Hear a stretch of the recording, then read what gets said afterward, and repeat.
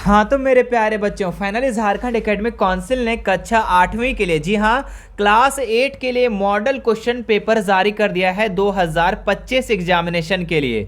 जिस चीज़ का हम लोग बेसब्री से इंतजार कर रहे थे, फाइनली वो आ चुका है। झारखंड एकेडमिक काउंसिल ने कक्षा 8वीं की परीक्षा के लिए, जो आपके 28 जनवरी को आयोजित होने वाली है, उनके लिए सभी सब्जेक्ट का मॉडल क्वेश्चन पेपर को ऑफिशियली जारी कर दिया है। तो आज हम इस वीडियो में आप लोगों को क्लास 8 के जो विज्ञान का, साइंस के जो ऑफिशियल मॉडल क्वेश्चन पेपर है, उसका आप लोगों को हम सॉल्यूशन कराने वाले हैं। मेरे प्यारे बच्चों, आपका झारखंड एकेडमिक काउंसिल की तरफ से जितने भी मॉडल क्वेश्चन पेपर जारी किया गया है, आपका सारा का सारा सॉल्यूशन आपको इसी चैनल पर करा दिया गया है। आप प्लेलिस्ट में जाकर के चेक कर सकते हैं। सभी सब्जेक्ट का आप मॉडल पेपर को अवश्य कर लेंगे, क्योंकि मॉडल प्रश्न पत्र जो है बच्चे, आपके मॉडल जो क्वेश्चन पेपर आपके एग्जाम के लिए काफी ज्यादा महत्वपूर्ण होता है। क्यों होता है कि आपके एग्जाम में जो सवाल रहने वाले हैं ना, ये आपके इसी मॉडल प्रश्न पत्र के अनुरूप रहने वाला है, ठीक है। और कई बार तो आपके सवाल जो होते हैं डायरेक्ट के डायरेक्ट आपके मॉडल क्वेश्चन पेपर से डायरेक्ट पूछा जाता है, इसलिए आप सभी मॉडल पेपर को अवश्य कर लेंगे, ठीक है। तो आइए मेरे बच्चे, इस वीडियो में हम शुरू करते हैं और इसमें आप लोग को हम विज्ञान के इसमें जितने भी क्वेश्चन दिए गए हैं, सभी प्रश्नों को हम आप लोगों को सॉल्यूशन करा देते हैं।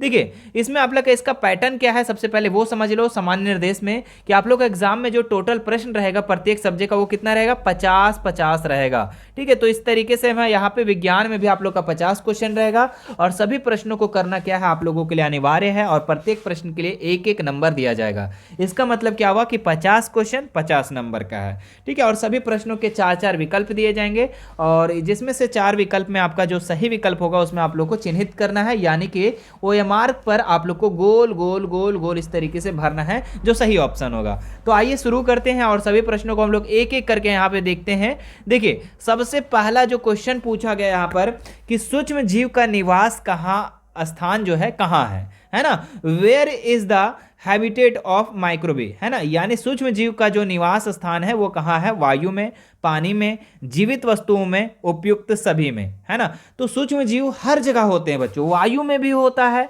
पानी में भी होता है, जीवित वस्तुओं में भी होता है। तो उपयुक्त सभी इसका राइट उत्तर हो जाएगा ऑप्शन नंबर डी, है ना, ऑल ऑफ द अबव, है ना। देखिए, जो बच्चे इसमें इंग्लिश वाले होंगे इंग्लिश वाले क्वेश्चन पे ध्यान देंगे, जो बच्चे हिंदी मीडियम के होंगे वो हिंदी मीडियम पे ध्यान देंगे, ठीक है। तो सूक्ष्म जीव का निवास स्थान कहाँ पर है, तो वायु में, पानी में, जीवित वस्तुओं में, तो सभी जगह हो जाएगा ऑप्शन नंबर डी, है ना। आप लोग को हम इसका आप लोग का उत्तर पहले भी बता चुके हैं मॉडल पेपर में, है ना।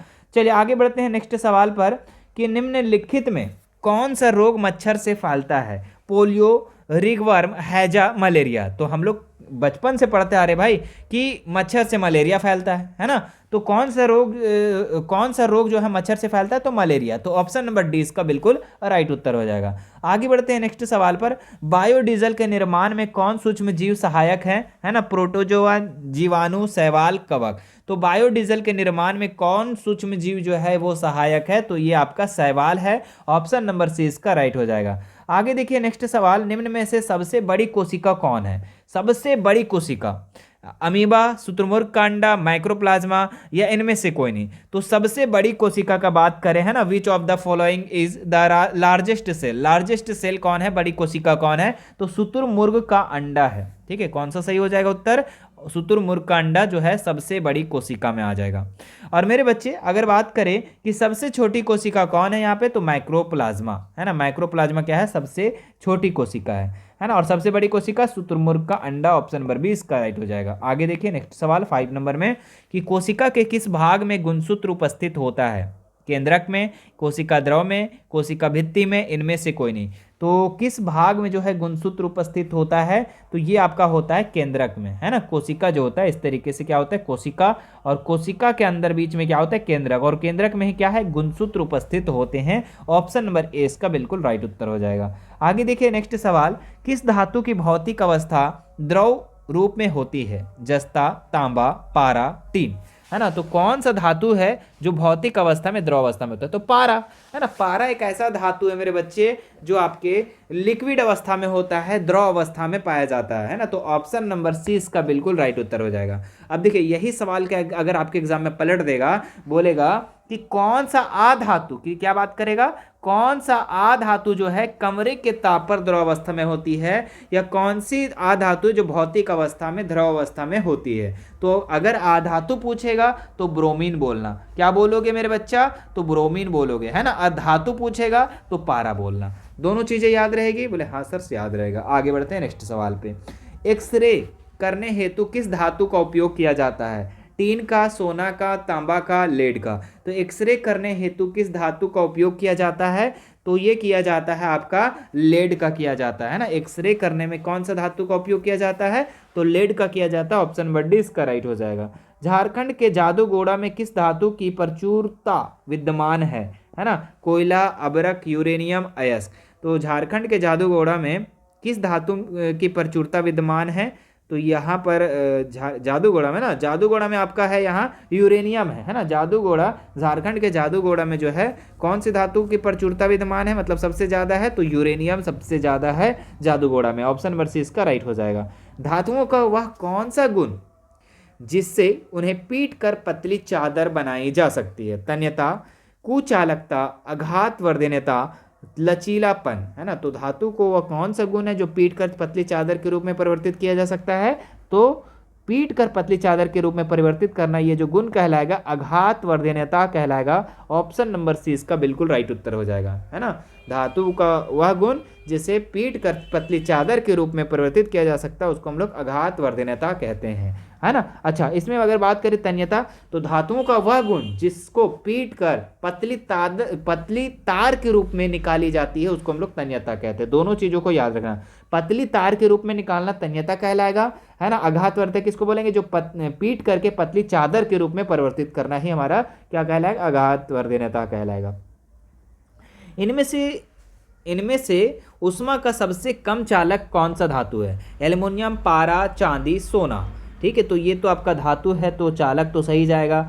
चांदी में भी सही, चांदी तो सबसे अधिक चालक है ना धातु का, है ना। अच्छा, उष्मा का बात करें ना, हाँ तो ठीक है, एल्युमिनियम भी जाएगा, चांदी का भी जाएगा, सोना में भी आपका उष्मा का चालन होगा, लेकिन पारा में नहीं होगा, सबसे कम चालक होगा यहाँ पर। तो ऑप्शन नंबर बी इसका राइट उत्तर हो जाएगा। ठीक है, 10 का क्या हो जाएगा, बी नंबर हो जाएगा। आगे देखिए नेक्स्ट सवाल पर, निम्नलिखित में कौन सा घोल विद्युत का कुचालक है, नींबू का रस, नल का पानी, सिरका, आसुत जल, है ना।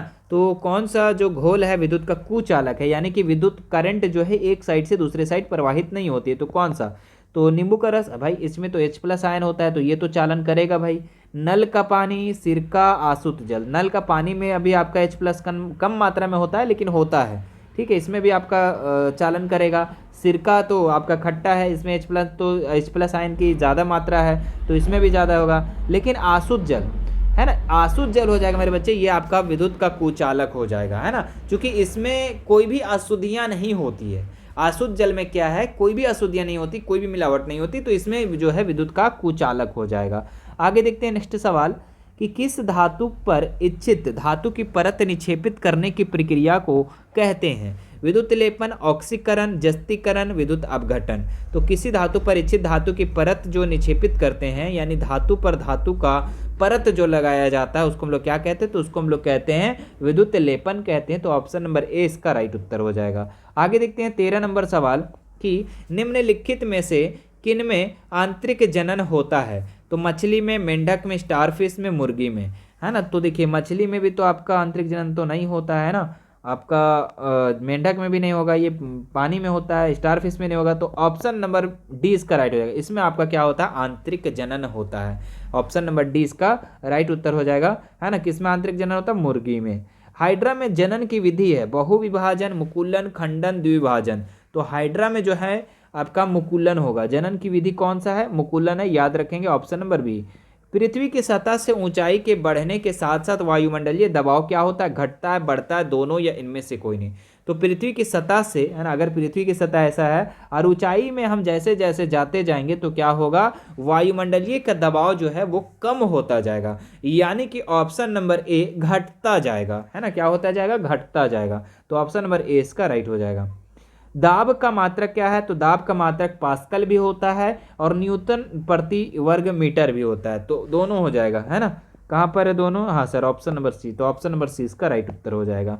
आगे देखते हैं, निम्नांकित बलों में कौन सा संपर्कित बल है ना, गुरुत्व बल, चुंबकीय बल, स्थिर वैद्युत बल या फिर घर्षण बल। तो संपर्कित मतलब कि संपर्क करने पर बल लगाना है ना, तो गुरुत्व बल नहीं, चुंबकीय बल नहीं, तो स्थिर वैद्युत बल भी नहीं होगा, घर्षण बल, जी हाँ ये आपका घर्षण जो बल है ये आपका संपर्कित बल है, यानी दोनों संपर्क में आने के बाद ही ये बल लगता है, घर्षण बल। तो ऑप्शन नंबर डी इसका राइट उत्तर हो जाएगा। निम्नलिखित में कौन सा पदार्थ आदहनशील है, आदहनशील यानी जो जलता नहीं है, कोयला, लकड़ी, पेट्रोल, पत्थर, है ना, लकड़ी, कोयला, पेट्रोल, पत्थर। तो आदहनशील कौन नहीं जलता है, तो लकड़ी तो भाई जल ही जाएगा, कोयला भी जल जाएगा, पेट्रोल भी जल जाएगा, पत्थर नहीं जलेगा। ये क्या है, आदहनशील पदार्थ है ना, क्या कैसा पदार्थ है, ये आदहनशील पदार्थ है। ऑप्शन नंबर डी इसका राइट उत्तर हो जाएगा। आगे देखते हैं हम लोग नेक्स्ट सवाल कि किसी पदार्थ के दहन का पोषक पदार्थ क्या है, कार्बन, जल, ऑक्सीजन, कार्बन मोनोऑक्साइड। तो दहन का पोषक पदार्थ, है ना, तो दहन के लिए क्या चीज़ जरूरत होती है, ऑक्सीजन जरूरत होती है ना। अगर ऑक्सीजन नहीं होगा मेरे बच्चे तो दहन भी नहीं होगा।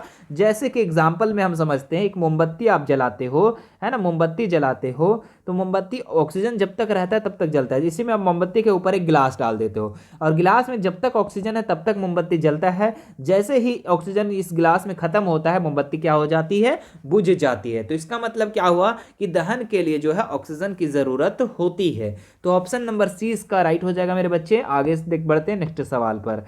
किसी ज्वाला का सबसे अधिक गर्म भाग कौन सा है, तो सबसे ऊपरी भाग सबसे गर्म होता है ना। ज्वाला के 3 भाग होती है, ये भी आप लोग को हम बता चुके हैं पहले भी। ज्वाला के 3 भाग, अगर मोमबत्ती हम जलाते हैं तो ऊपरी भाग, मध्य भाग और आंतरिक भाग। तो सबसे गर्म जो भाग होता है वो आपका सबसे ऊपरी भाग होता है, सबसे बाहरी भाग होता है। तो ऑप्शन नंबर ए इसका बिल्कुल राइट उत्तर हो जाएगा बच्चा। आगे देखो बाबू, नेक्स्ट सवाल पूछा गया है 21 नंबर कि निम्नलिखित में कौन 2 गुणसूत्र मिलकर नर शिशु का विकसित करता है। नर बोल रहा है मतलब पुरुष वाला बात कर रहा है, तो नर जो होता है XY होता है। अगर यहाँ पे नर के जगह मादा बोल देता मेरा बच्चा, अगर मादा बोलता तो X और X होता है ना। तो नर बोला तो नर में आपका क्या हो जाएगा, X और Y होता है। तो X और Y कहाँ पर हो जाएगा, ऑप्शन नंबर बी। क्लियर है। चलो आगे बढ़ते हैं नेक्स्ट सवाल। विश्व एड्स दिवस कब मनाया जाता है, तो विश्व एड्स दिवस जो मनाया जाता है ये 1 दिसंबर को मनाया जाता है। तो ऑप्शन नंबर सी इसका राइट हो जाएगा। आगे देखिए, स्त्रियों में होने वाला मासिक स्राव की सामान्य अवधि क्या है ना। तो स्त्रियों में जो आपके मासिक स्राव होता है ना, मेंस्ट्रुअल साइकिल जो होता है ना, पीरियड्स जो होता है वो आपके 28 दिन पर होता है। इसकी अवधि कितनी है, तो 28 दिन की अवधि है ना। तो 28 दिन पर स्त्रियों में होता है। तो ऑप्शन नंबर डी इसका राइट उत्तर हो जाएगा। समतल दर्पण में बना प्रतिबिंब कैसा होता है, तो हमेशा आभासी होता है, सीधा बनता है, आभासी और सीधा बनता है। ऑप्शन नंबर इसका ए राइट हो जाएगा। आगे देखते हैं, वह यंत्र जो दृष्टि रेखा पर नहीं रहने वाले वस्तुओं को भी दिखा सकता है। पेरिस्कोप, किल्डोस्कोप, विक्षेपण दूरबीन। तो दृष्टि रेखा पर नहीं रहने पर वस्तुओं को भी दिखा सकता है। तो ये इसका जो राइट उत्तर हो जाएगा आपका क्या हो जाएगा, पेरिस्कोप। Option number A. आंख में प्रवेश करने वाली प्रकाश की किरणों को कौन नियंत्रित करता है, तो जो आंख में प्रवेश करती है जो किरण उसको कौन कंट्रोल करता है, तो उसको करता है आपका ये पुपिल करता है ना, पुतली करता है। ऑप्शन नंबर ए इसका राइट उत्तर हो जाएगा। आगे बढ़ते हैं नेक्स्ट सवाल। क्या दिया गया है कि वर्षा ऋतु में बोई जाने वाली एवं अक्टूबर से दिसंबर तक फसल की कटाई वाली फसलें कहलाती है। तो अक्टूबर से दिसंबर तक जो फसल की कटाई होती है ना, तक जो है फसलों की कटाई होती है, अक्टूबर से दिसंबर तक जिसको बोया जाता है उसको हम लोग कहते हैं रबी फसल। क्या कहते हैं, रबी फसल। तो ऑप्शन नंबर, अच्छा सॉरी यहाँ पे आपका वर्षा ऋतु बोला, हमने देखा भी नहीं। वर्षा ऋतु जो अक्टूबर में हम लोग बोते हैं, किसको बोते हैं हम लोग अक्टूबर में, सितंबर अक्टूबर में धान को बोते हैं, है ना, धान को लगाते हैं। और दिसंबर में इसको हम लोग क्या करते हैं, काट देते हैं, है ना। तो ये आपका खरीफ फसल ना हो जाएगा। तो धान, मक्का वगैरह इसमें क्या हो जाएगा, खरीफ फसल के अंतर्गत आ जाएगा। ऑप्शन नंबर बी इसका राइट उत्तर हो जाएगा।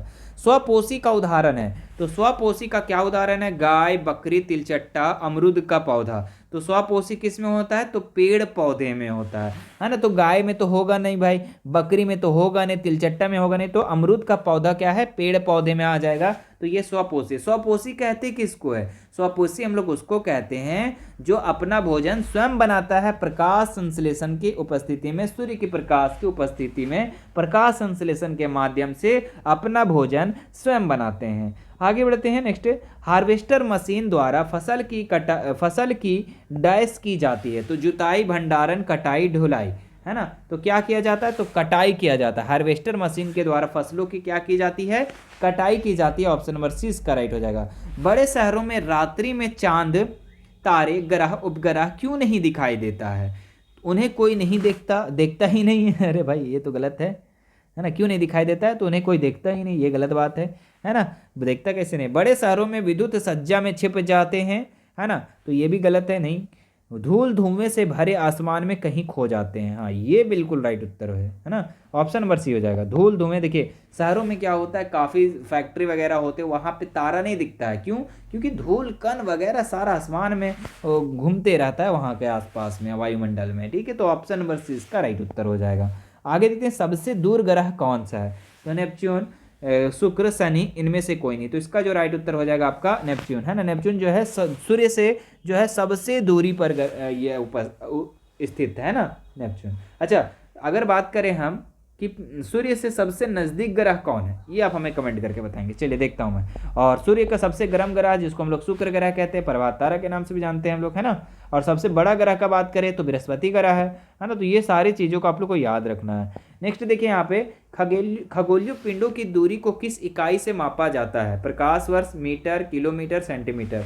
तो खगोलीय पिंडों को यानी कि सूर्य से चंद्रमा की दूरी, चंद्रमा से पृथ्वी की दूरी, पृथ्वी से मंगल की दूरी, इतना दूरी को किस चीज़ से मापा जाता है, इसका इकाई क्या है, तो इसका प्रकाश वर्ष। जैसे हम लोग एक ये क्या बोलते हैं, एक शहर से दूसरे देश को हम लोग किलोमीटर मापते हैं ना, तो वैसे ही वहाँ पे एक ग्रह से दूसरे ग्रह को जो हम लोग मापते हैं, एक उपग्रह से दूसरे उपग्रह को जो मापते हैं दूरी, उसको हम लोग प्रकाश वर्ष से मापते हैं, याद रखिएगा। किस घर्षण की अपेक्षा सर्पी घर्षण कम होता है, तो स्थैतिक घर्षण, लोटनिक घर्षण, दोनों या इनमें या फिर दोनों में से कोई नहीं। तो 33 का जो राइट उत्तर हो जाएगा स्थैतिक घर्षण, है ना। इसमें क्या होता है, सर्पी घर्षण कम होता है। चलिए आगे देखते हैं हम लोग।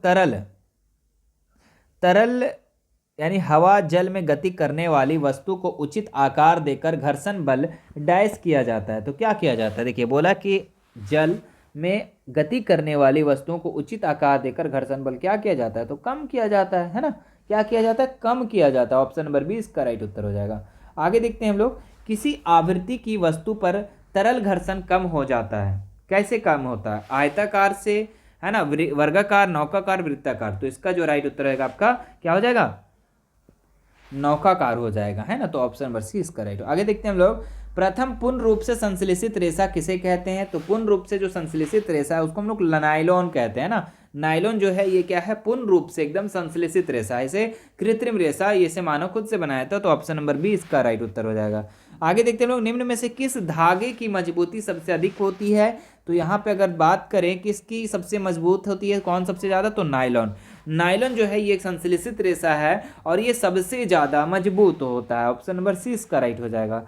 दमकल कर्मचारियों के कपड़े पर किसकी परत चढ़ी होती है, मेलमाइन की, बेकेलाइट की, पॉलीथीन की या पॉलीविनाइल क्लोराइड की। तो इसका जो राइट उत्तर हो जाएगा आपका 38 नंबर का मेलामाइन की, ऑप्शन नंबर ए। चलिए नेक्स्ट देखिए, ध्वनि की प्रबलता किस कारक पर निर्भर करती है, आयाम पर, तारत्व पर, प्रबलता पर, इनमें से कोई नहीं। तो ध्वनि की प्रबलता किस कारक पर निर्भर करती है, तो ये करता है आपका आयाम पर निर्भर करता है। ऑप्शन नंबर ए इसका राइट उत्तर हो जाएगा। ध्वनि की प्रबलता घटाने के लिए हमें ध्वनि की कंपनों को क्या करना चाहिए, कि आवृत्ति घटानी चाहिए, है ना, होगी, या फिर आवृत्ति को बढ़ानी होगी, या आयाम बढ़ाना होगा, या आयाम घटाना होगा। तो ध्वनि की अगर हमने प्रबलता बढ़ाना है ना, ध्वनि की क्या बोल रहा है, अगर प्रबलता अगर बढ़ाना है, यानी कि बात कर रहा है विच of the loudness of sound depend. अच्छा ये तो ऊपर वाला का हो गया ना, नीचे वाला क्या है, to decrease in the loudness of sound we have to. अच्छा, बात कर रहा है कि ध्वनि की प्रबलता को घटाने के लिए हमें ध्वनि की कंपनों को क्या करना चाहिए, तो हमें आयाम को घटाना चाहिए बच्चे। जी हाँ, आयाम को घटाना चाहिए। तो ऑप्शन नंबर डी इसका राइट उत्तर हो जाएगा, है ना। चलिए आगे बढ़ते हैं हम लोग। पराश्रय ध्वनि का कंपनियों की आवृत्ति होती है। तो पराश्रय जो लास्ट वाला होता है स्टेज, यानी कि 20,000 हर्ट्ज से अधिक, 20,000 हर्ट्ज HZ से अधिक होगा, है ना।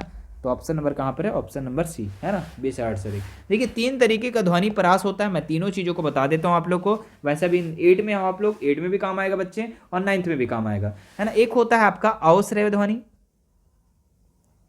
अवश्रव्य ध्वनि, एक होता है आपका श्रव्य ध्वनि और एक होता है पराश्रव्य। तो अवश्रव्य में क्या होता है, 0 से 20 हर्ट्ज तक होता है। श्रव्य ध्वनि में जो होता है 20 हर्ट्ज से 20,000 हर्ट्ज तक होता है, और ये आपका 20,000 हर्ट्ज से अधिक होता है। हमें सवाल क्या बोला गया था, पराश्रव्य का, तो हमारा 20,000 से क्या हो जाएगा, अधिक हो जाएगा।